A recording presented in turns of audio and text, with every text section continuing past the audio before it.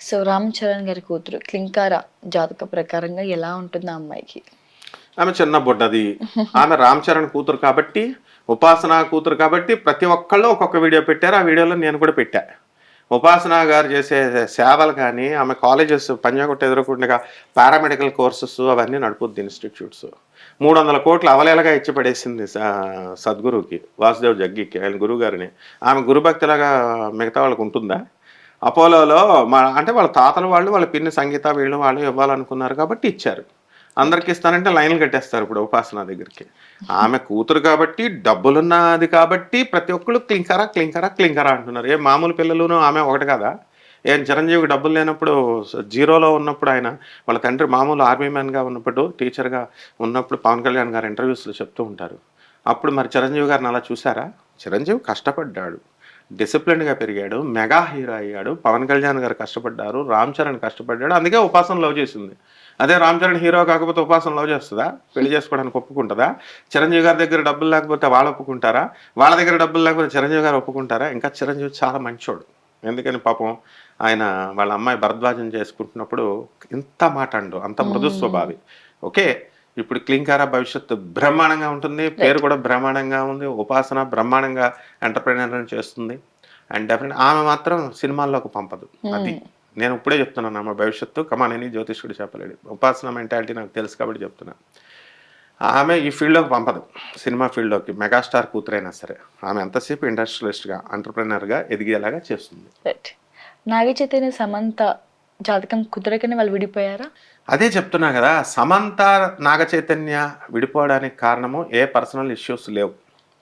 నా ఇద్దరికీ ఇండివిడ్యువాలిటీలు ఎక్కువైపోయినాయి. సమంత ఈజ్ మోర్ దాన్నేమంటారండి, కొంతమంది ఆడపిల్లలు ఎలా ఉంటారంటే కెరీర్‌కే ఎక్కువ ప్రాధాన్యత ఇస్తారు.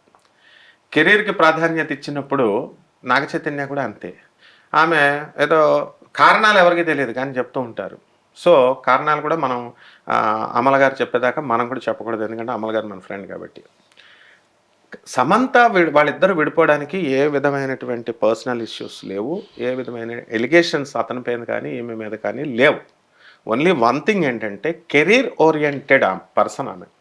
ఆ కెరీర్ పరంగా ఎదగాలి అనేటటువంటి విషయాల్లో ఆమె కొంచెం తొందరపడి స్టెప్ తీసుకొని ఆమె తనే స్టెప్పే కరెక్ట్ అనుకొని పెద్దవాళ్ళు వాళ్ళ అమ్మగారు వాళ్ళు డిసైడ్ చేసుకొని విడిపోయారు. రైట్. అంతకు మించి ఏం కాదు. 'సమంతకి' మరి మళ్ళీ పెళ్లి యోగం ఉందంటారా? ఎందుకు చేసుకోకూడదు? ఆమె మనిషి కాదా? చేసుకో అంటది. తప్పేముంది? ఇప్పుడు మ్యారేజ్ ఇప్పుడు అలాగే ఉండిపోమని ఎలా చెప్తారు వీళ్ళు ప్రజలు? ఆమె చేసుకుంటుంది. అవసరమైనప్పుడు చేసుకుంటుంది. మొదటి నుంచి కూడా చెప్తున్నాను కదా! కెరీర్ ఓరియెంటెడ్ పర్సన్ తను. కాబట్టి ఆ కెరీర్ వచ్చేదాకా వెయిట్ చేయాల్సిందే. అప్పుడు చేసుకుంటుందామె. గురుగారు 'బాలకృష్ణ' గారి జాతకం ప్రకారంగా ఆయన మంత్రి అయ్యే అవకాశాలు కనిపిస్తున్నాయా? ఆయన మంత్రి ఏంటమ్మా? ఆయనే చీఫ్ మినిస్టరు. వాళ్ళ బియ్యంకుడే చీఫ్ మినిస్టరు. ఆ పార్టీయే బాలకృష్ణది. కాబట్టి చంద్రబాబు నాయుడు గారు పేరుకే చీఫ్ మినిస్టరు. ఆయన ఏమన్నా బాలకృష్ణ గారు చెప్పిన దానికి కాదంటారా? లేకపోతే బాలయ్య బాబు చెప్పిన దానికి చంద్రబాబు కాదంటాడా? సో, అధికార యోగాలు పుష్కలంగా ఉన్నాయి బాలయ్య బాబుకి. ఆల్రెడీ ఎమ్మెల్యే అవ్వడం కూడా అధికార యోగమే. ఆయన మళ్ళీ అన్ని సార్లు గెలవడమే పెద్ద అధికార యోగం. కాబట్టి ఆయన ఇప్పుడు మంత్రి కిందే లెక్క. He is the chief minister of Andhra Pradesh. Right. Nagababu గారు రాజకీయాల్లో రాణించలేకపోవడానికి గల కారణం ఏంటి? ఆయనేం రాజకీయాల్లో రాణించలేకపోవడం కాదు ఆయన. ఆయనకి ఇంట్రెస్ట్ లేక వెళ్ళలేదు ఆయన. హ్మ్.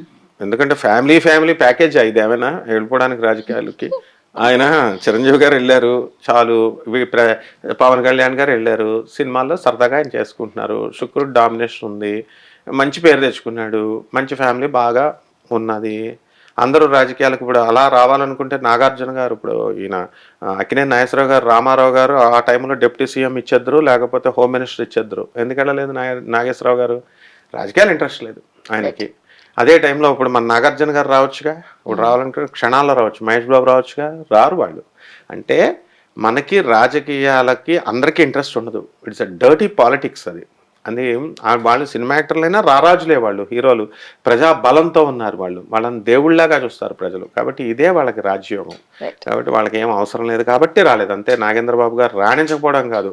రావాలనుకుంటే వస్తాడు, రాణిస్తాడు. ఇప్పుడు వాళ్ళ తమ్ముడు డిప్యూటీ సీఎం అయితే ఆయన కాదా? వాళ్ళ అన్న ఒక కీలక పాత్రలు ఇస్తున్నారు. ఆయన కూడా త్వరలో కీలక పాత్రలు ఇస్తారు. చేయను ఆయన ఏదో ఒకటి చేయి అంటారు. తప్పేం లేదు. బ్రహ్మాండంగా చేస్తారు నాగబాబు గారు. రైట్. 2029 ఏపీ ఎన్నికల్లో మళ్ళీ చంద్రబాబు గారు సీఎం అవుతారా?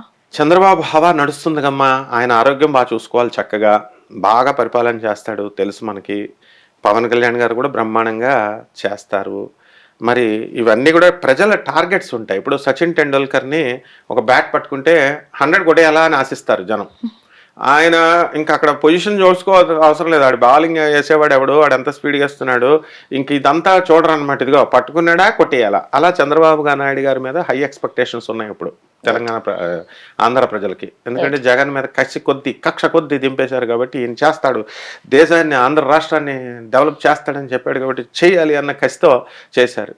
ఈయన కనుక సరిగ్గా చేయలేదనుకో వెంటనే దింపేస్తారు.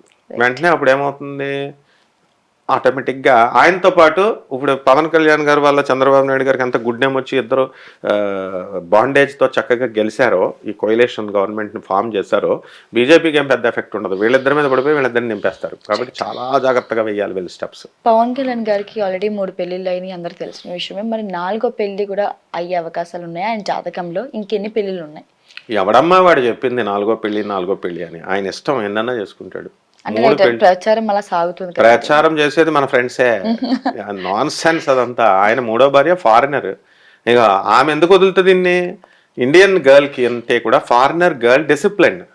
నాగార్జున గారిని పెళ్లి చేసుకున్నప్పుడు అమలు చేసుకుంది. ఫారినర్ వదిలేస్తుందనో లేకపోతే నిలబడుతుందా అని, ఎంతవరకు నిలబడుతుందో అన్నారు. బ్రహ్మాండంగా చేసి చూపించింది అమల గారు. అందువల్ల ఇప్పుడున్నటువంటి ఆవిడ అందులో డిప్యూటీ సీఎం అయ్యాడు, మినిస్టర్ అయ్యాడు, రాజకీయాల్లో క్లిక్ అయ్యాడు, ఒక అగ్ర పార్టీ ఉంది, చీఫ్ మినిస్టర్ అయ్యేటటువంటి పరిస్థితులు భవిష్యత్తులో రావచ్చు. అటువంటి దానికి అధ్యక్షురాలు ఆమె. పవన్ కళ్యాణ్ ఏంటి, ఆమె ఏమైనా పిచ్చిదా? ఫారినర్ అంటే ఏమనుకుంటున్నారు? Very discipline than in Indian. కాబట్టి ఆమె ఎట్టి పరిస్థితుల్లో వాళ్ళంటే ముందోళ్ళు వదిలేశారు. ఇదిగో వదిలేశారంటే ఏదో సెటిల్మెంట్లు చేసుకున్నారు. వాళ్ళు కూడా మంచివాళ్ళు పాపం. ఎలా అంటే అండర్స్టాండింగ్తో వెళ్ళిపోయారు వాళ్ళు. ఇప్పుడు ఏం ఆ ఛాన్స్ ఇవ్వదు. కాబట్టి 3వ పెళ్ళి, ఫైనల్ పెళ్ళి. Pawan Kalyan is fixed for her, fixed. And ఆయన గేమ్ అయిపోయింది ఈ 3వ పెళ్లితో. రాజకీయాల్లో కూడా చక్కగా బ్రహ్మాండంగా గేమ్ అక్కడ స్టార్ట్ అయింది. మ్యారిటల్ లైఫ్ గేమ్ ఆగిపోయింది. కాబట్టి ఎట్టి పరిస్థితుల్లో ఇక 4వ పెళ్లి అనేటటువంటి టాపిక్ లేదు. ఆయనకు పెళ్లి చేసుకోవాల్సినటువంటి అవసరం కూడా లేదు. అయితే ఇప్పుడు ఆయనకు బాధ్యతాయుతమైనటువంటి ఆంధ్ర రాష్ట్రం వాళ్ళంతా కూడా దాని మీద చూసుకుంటాడు ఆయన ఫోకస్. ఈ పెళ్లిల మీద చూసుకుంటాడు. ఎక్కడైనా ఈ పిచ్చివాగుళ్ళు వాగుతారు వీళ్ళంతా అంతే. నయనతార గారు విఘ్నేష్ గారి జీవితం ఎలా ఉండిపోతుంది? కలిసి ఉంటారా లేకపోతే మధ్యలో ఏమైనా డిస్టర్బెన్సెస్ వస్తాయా? ఆరెంజ్ లాగా ఉంటుంది, కలర్ఫుల్ గా ఉంటుంది. పెళ్లి చేసుకున్న వాళ్ళకి శుభాలు పలకరా పెళ్లి కొడుకు అంటే పెళ్లి కూతురు మొండ ఎక్కడుందో ఎలా తీసుకురండి అన్నారంట. అలాగా ఇంకా పాపం మన పెళ్లి చేసుకోలేదు, పెళ్లి ఏదో చేసుకుంటున్నారు. అప్పుడే విడిపోవడాల గురించి మనం ఇంటర్వ్యూలు చేసేసుకుంటున్నాం, డిస్కషన్ చేసేసుకుంటున్నాం. నయనతార లేడీ అమితాబ్ బచ్చన్ అంతే. బ్రహ్మాండంగా ఉంటుంది వాళ్ళ పెళ్లి. సూపర్ స్టార్గా వెలిగిపోతున్నామే. మరి చక్కగా వాళ్ళ కళ్యాణం బ్రహ్మాండంగా ఉంటుంది. పిల్లలు వద్దంటే పుడతారు కూడా ఇంకా. కాబట్టి ఏమీ ప్రాబ్లం ఆల్రెడీ ఉన్నారు. అదే ఆ పిల్లల్ని కూడా సర్గవసి అని అదని ఏదేదో చెప్తారు. అవేమి కాదు. ఆమె కూడా మనలాంటి మనిషి. ముందు మానవత్వం చూసి ఆమెకు రెస్పెక్ట్ ఇవ్వాలి మనం. Their family life will be wonderful and colourful life ఉంటుంది. ఆరెంజ్ లాగా ఉంటుంది. మార్వాడీస్ చెప్తారు ఆరెంజ్ అంటే మంచి బ్రహ్మాండంగా ఉండేదాన్ని ఆరెంజ్ లా ఉందంటారట. అది టీమిండియా మళ్ళీ ఎప్పుడు వస్తే ప్రపంచ కప్ కొట్టే అవకాశం ఉంటుంది? ఇంకేం ప్రపంచం కప్పు? ఇప్పుడు కపిల్ దేవ్ వచ్చినప్పుడు is a multi talented person. Dhoni multi talented person. అక్కడ టీం వర్క్ ఉంది. టీంలో అంతా కొట్టుకోకుండా ఉన్నారు. మ్యాచ్ ఫిక్సింగ్ లేవు, ఒక ఎథిక్స్ ఉన్నాయి. ఇలా చేసుకుంటూ వచ్చారు. మరి ఆ ప్రపంచ కప్పు ఛాన్సులు పోగొట్టుకున్నప్పుడు అదంతా దైవాధీనాలు అంటారు. ఈ యొక్క కప్పులు కొట్టడాలు, జయాపజయాలు ఇవన్నీ కూడా దైవాధీనాలు. సో లెటస్ హోప్ మనకి వాళ్ళు కూడా కొట్టాలని అనుకుంటాం. కానీ ఆ ప్రపంచ కప్పు కొట్టే ముందు వీళ్ళ ఏం ఆలోచించాలంటే కపిల్ దేవ్ దగ్గర అంత లీడర్షిప్ క్వాలిటీస్ నేర్చుకోవాలా, ఆ కపిల్ దేవ్ టీంలో ఉన్నటువంటి ఐక్యత తెచ్చుకోవాలా, టీం వర్క్. అలాగే మన ధోని ఉన్నప్పుడు ఉన్నటువంటి ఐక్యత నేర్చుకోవాలా, ఆ మెలకువలు నేర్చుకోవాలని సీనియర్స్ని గౌరవించి వీళ్ళు ఆ సీనియర్ ద్రావిడ్ దగ్గర వీళ్ళ దగ్గర వాళ్ళ దగ్గర అంతా నేర్చుకుని ఉంటే అప్పుడు మనం కప్పు కొట్టుకొస్తాం. లేకపోతే వదిలేసి వచ్చేయడమే అంతే. బండి సంజయ్ గారి భవిష్యత్తులో ఉన్నత స్థాయికి చేరుతాడా? ఎలా ఉండబోతుంది ఆయన జాతకం ప్రకారంగా? జరిపోయాడుగా, ఆల్రెడీ వచ్చేసిందిగా ఆయనకి. బండి సంజయ్ గారికి ఎందుకు ఇవ్వలే? మినిస్టర్ పదవే, సెంట్రల్ మినిస్టర్ పదవే ఇచ్చారు. ఇంకా అంతకంటే ఇంకా డెవలప్మెంట్ ఏం కావాలా? ఒక్క మనిషి ఒక్కసారి ఒక్క లైఫ్లో ఒక ఎమ్మెల్యే అయితే చాలనుకుంటాడు, ఒక ఎమ్మెల్సీ అయితే చాలనుకుంటాడు. ఆ తర్వాత చక్కగా ఛాన్స్ దొరికితే ఎంపీ అవ్వాలనుకుంటాడు, అంతకంటే ఛాన్స్ దొరికితే మినిస్టర్ అవ్వాలనుకుంటాడు. డైరెక్ట్ వైకుంఠపాలిలో పైకి వెళ్ళిపోయినట్టు ఆయన సెంట్రల్ మినిస్టర్ అయిపోయాడు. Right. మరి ఇంకా అటువంటిప్పుడు ఇంకేం కావాలి ఆయనకి? బ్రహ్మాండంగా వెళ్ళిపోతూ ఉంటాడు. నెక్స్ట్ బీజేపీ గవర్నమెంట్ కనుక పటిష్టంగా వీళ్ళు కనుక చేసుకుంటే, తెలంగాణలో బలంగా కనుక చేసుకున్నట్లయితే డెఫినెట్గా అవుతాడు. అంతేగాని ఆయన ఇప్పుడు బండి సంజయ్ గారికి కుంభరాశి, ఇటువంటి టైంలోనే అయిపోయాడు ఆయన. Right. కుంభరాశిలోనే ఏలినాటి శని జరుగుతున్నప్పుడే మినిస్టర్ అయినప్పుడు తర్వాత అవడానికి గ్యారంటీ ఏమిటి? We should be optimistic always. So డెఫినెట్గా ఆయన కూడా ఎదిగిపోతాడు. నందమూరి మోక్షజ్ఞ హీరో అవుతాడా, లేకపోతే జాతకం ప్రకారంగా ఎలా ఉండబోతుంది ఆయనకి? నందమూరి మోక్షజ్ఞ బ్రహ్మాండమైన హీరో అవుతాడు. పర్సనాలిటీ ఉంది, మరి చక్కగా బాలయ్య బాబు గారు ఫాలోయింగ్ ఉంది. సరైన టైం చూసుకుంటున్నారు వాళ్ళు రావడానికి. ఇంకా గ్రాండ్ ఎంట్రీ ఇవ్వాలి. గ్రాండ్ ఫినాలే అని చెప్పేసి వీళ్ళు చూస్తుంటారు కదా ఎంట్రీల కోసం. అందువల్ల డెఫినెట్గా నందమూరి మోక్షజ్ఞ బ్రహ్మాండమైనటువంటి హీరో అవుతాడు. అండ్ నటన వంశపారంపర్యంగా ఆయన రామారావు గారి దగ్గర నుంచి, బాలకృష్ణయ్య బాబు గారి దగ్గర నుంచి అన్నీ కూడా ఆయనకు వచ్చినాయి. అలాగే భువనేశ్వర్లో చూస్తేనే తెలిసిపోద్ది మనకి అక్కడ.